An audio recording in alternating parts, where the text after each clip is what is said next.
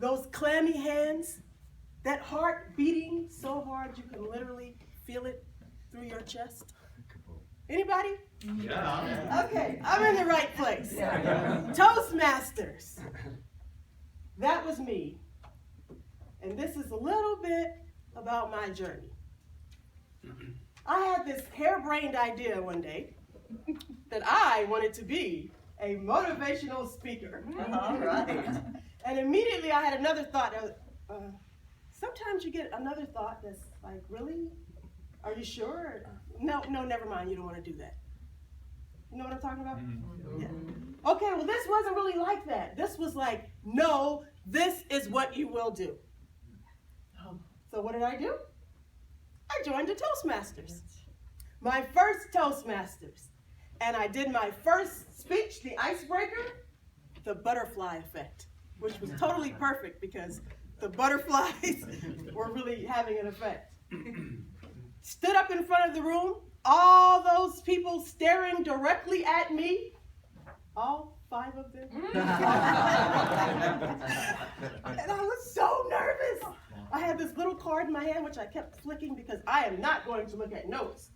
Who cannot remember 4 to 6 minutes of information, right? I'm not looking at notes. So I'm flicking the card, and I made it through. But it was about 3 months before I got the courage to stand up and do it again. But I did. I stood up and I did it again, and again, and again. I thought, maybe I can do this. And I really wanted to use this gift. So I joined the Arizona Coalition to End Sexual and Domestic Violence because I have a significant story in that area. And I kept going there and sharing my story. The first time was before an audience of about 35, 40 people on probation for domestic violence. My son said, "Are you sure you want to do this? They probably don't even like women." Thank you very much. But if I can reach just one person, that is good enough for me. One person stood up at the end, a gentleman, and said, "Thank you so much. You have changed the way I think. Thank you so much for coming and sharing your story." And I knew that I was on the right path. Then I found Park Central Toastmasters. I was at an NSA meeting, National Speakers Association, if you're not familiar.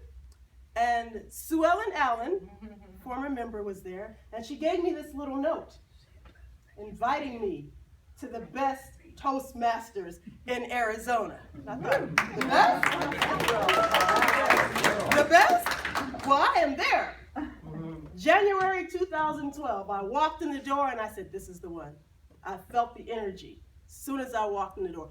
This is the one. I'm joining. And then Nick Newberry got up and spoke, and he did this ripple speech, and I was like, "Oh yeah, maybe this is the one."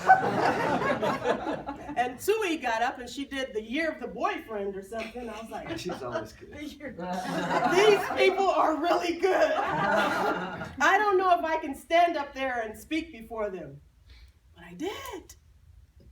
And I became VP of membership. And president, the immediate past president right now. And last year, my son and I published a book. We've been interviewed.